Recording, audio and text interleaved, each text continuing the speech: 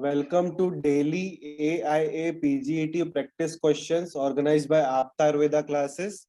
The target of daily questions will be 10 questions and the time limit will be given to you will be 15 minutes. How you have to give the test? First, you have to download the app from Google Play Store.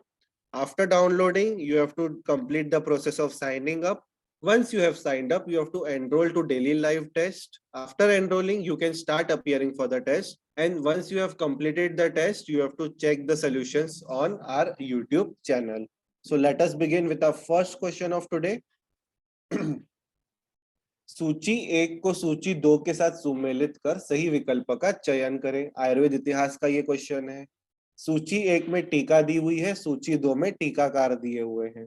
ठीक है, अब पहला देखो क्या है, प्रकाश व्याख्या। प्रकाश व्याख्या के टीकाकार कौन है? बोपदेव।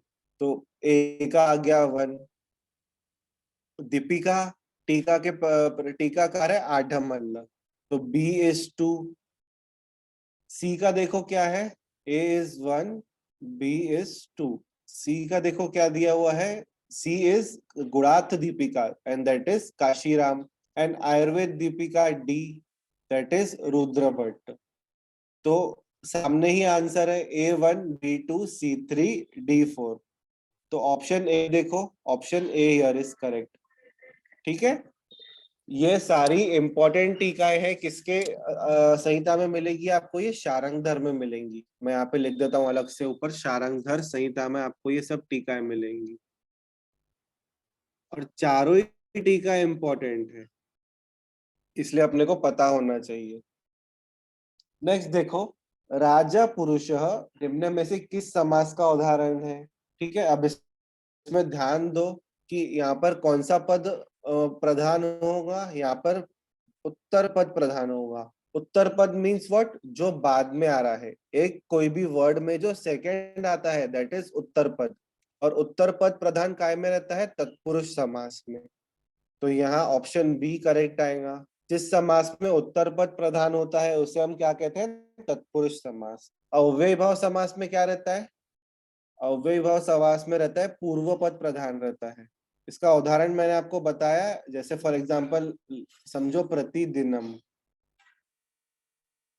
तो यहाँ पे प्रति क्या हो गया? उपसर्ग हो गया या फिर पूर्व पद हो गया, और ये क्या है? प्रधान है। ठीक है, इस तरह से यहाँ पर अपने को आइडेंटिफाई करना है कोई भी एक एग्जाम्पल के थ्रू कि कौन सा समास है ये।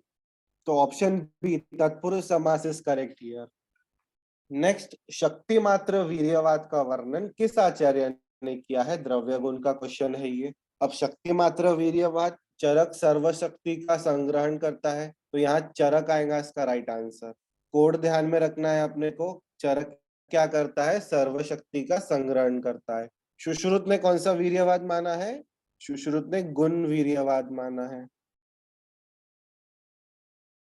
नागार्जुन ने क्या बोला है? नागार्जुन ने कर्म वीर्यवाद माना है।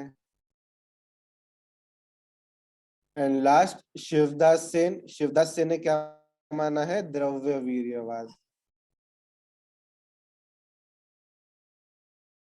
तो इस तरह से ये बाकी आचार्यों द्वारा वीर्यवाद बताए गए हैं, लेकिन शक्ति मात्र वीर्यवाद किसने बताया है? चरक ने। तो option A is correct here. Next question देखो, रिक्त स्थान भरे, व्याधिर जाते बुभुषा च डैश लक्ष्यते। रोग निदान का ये क्वेश्चन है। तो यह किसके बारे में कहा गया है? पूर्व रूप के बारे में कहा गया है। इंपॉर्टेंट श्लोक है, ध्यान दीजिए। माधव निदान में आपको इसका रेफरेंस मिलेगा। व्याधिर जाते बुभुषा च पूर्व रूपम लक्ष्यते, ऐसा यह श्लोक है। नेक्स्ट फिफ्थ क्वेश्चन देखिए, काश्यप अनुसार सकृजात दंत की संख्या कितनी बताई गई है? बाल रोग का ये क्वेश्चन है। तो काश्यप ने दंत के पहले दो प्रकार बताए, एक सकृजात और एक द्विज दंत। तो सकृजात बताई है काश्यप ने 8 और द्विज दंत की संख्या बताई है 24। टोटल मिला करोगे तो आप 8 + 24 = 32। तो उसका आंसर यहाँ पे आएगा ऑप्शन बी 8। सकृजात दंत बताए हैं काश्यप ने 8, और आपको ये रेफरेंस मिलेगा काश्यप सूत्र 20वां अध्याय, मतलब कौन सा? दंत जन्मिक अध्याय में आपको इसका रेफरेंस मिलेगा।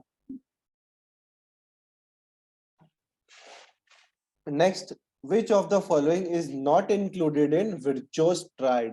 This is very very important triad.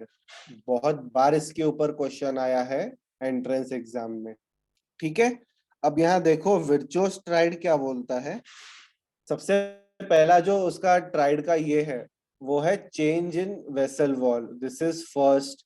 इसके बाद diminish rate of blood flow, this is second. और जो थर्ड ट्राइड है ना, दिस इज इंक्रीज्ड ब्लड कोएबिलिटी। तो ये फर्स्ट, सेकेंड और थर्ड, ये तीनों मिला के विर्चोस ट्राइड फॉर्म करते हैं। तो आंसर क्या रहेगा यहाँ पे? ऑप्शन सी, बिकॉज ये विर्चोस ट्राइड में नहीं आता है। अब ये काय में आता है? ये आता है सेंट्स ट्राइड में। सेंट्स ट्राइड में पहला तो ये है diverticulosis of colon. Second saint's triad बोलता है कि gallstone, presence of gallstone, मैं यहाँ पे सिर्फ गॉल स्टोन लिख रहा हूँ। और जो तीसरा सेंट्स ट्राइड रहता है वो बोलता है हाइटस हर्निया। इस तरह से अपने एक क्वेश्चन में दो ट्राइड यहाँ पे हमने पढ़ ली। विर्चुअस ट्राइड में क्या क्या आता है? सबसे पहला change in vessel wall, second is diminish rate of blood flow, and third is increase blood coagulability. And saint's triad क्या बोलता है? Diverticulosis of colon, second is gallstone and third is hiatus hernia. So option C here is correct. Next सातवां question देखिए, important question है ये भी। सुश्रुत अनुसार पृथक पर्णी सिद्ध सर्पी गर्भिणी परिचर्या के किस मास में निर्दिष्ट है? बहुत लोगों को इसका आंसर इजीली आ गया होगा। इसका आंसर है सप्तम मास। सप्तम मास में पृथक पर्णी सिद्ध सर्पी का निर्देश किया गया है प्रेगनेंसी में। अब बाकी ऑप्शन भी देख लेते हैं जैसे हम हर बार देखते हैं। पांचवे के लिए क्या बताया है? क्षीर सर्पी। छठम सिक्स्थ मास के लिए क्या कहा गया है? श्वदंष्ट्रा। ये इंपॉर्टेंट है, इस पे बहुत बार क्वेश्चन आए हैं। श्वदंष्ट्रा सिद्ध यवागु। एंड आठवें महीने के लिए क्या कहा गया है? आठवें महीने में कहा गया है पहले आस्थापन बस्ती दो, उसके बाद अनुवासन बस्ती दो, उसके बाद क्या करो? जांगल मासरस और यवागु दो। जांगल रस प्लस यवागु, इस तरह से यह हर एक मास की परिचर्या बताई गई है। पांचवें मास के लिए क्षीर सर्पी, सिक्स्थ के लिए श्वदंष्ट्र सिद्ध यवागु, सातवें के लिए पृथक पर्णी सिद्ध सर्पी, आठवें के लिए पहले आस्थापन, फिर अनुवासन, फिर जांगर मासरस फॉलोड बाय यवागु। रेफरेंस आपको मिलेगा सुश्रुत शारीर 10वां अध्याय 4था श्लोक। Option C is correct.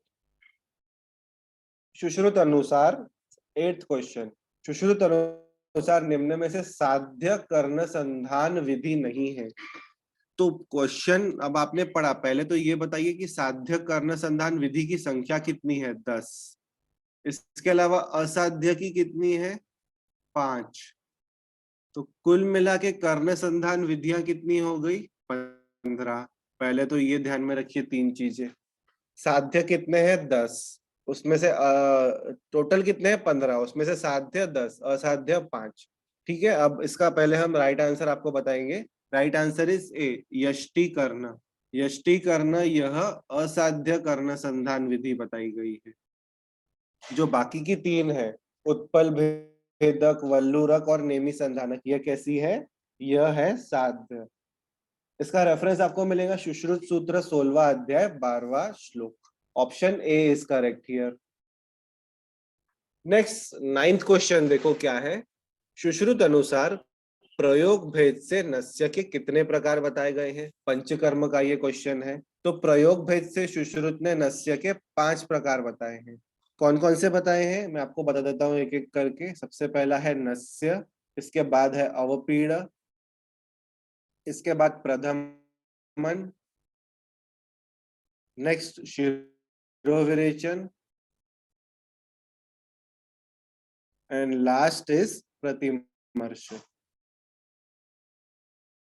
ठीक है, इस तरह से नस्य के 5 भेद बताए हैं सुश्रुत ने, बट कैसे? प्रयोग भेद से। इंपॉर्टेंट है यहाँ पर। रेफरेंस आपको मिलेगा सुश्रुत चिकित्सा 40वां अध्याय 21वां श्लोक। कौन से 5 प्रकार है? नस्य, अवपीड़, प्रधमन, शिरोविरेचन और प्रतिमर्श। Next last question of the day is, Charaka अनुसार शिशिर लेप किस व्याधि में निर्दिष्ट है? यह काय चिकित्सा का क्वेश्चन है। ऑप्शन ए इज भगंदर, ऑप्शन बी श्लीपद, ऑप्शन सी जालक दर्भ एंड लास्ट इज मसूरिका। तो शिशिर लेप बताया है किसमें? जालक दर्भ में बताया है। Option C is correct. ठीक है, रेफरेंस आपको मिलेगा चरक चिकित्सा 12वां अध्याय 99वां श्लोक। ठीक है, so thank you for your attention, that's all for today.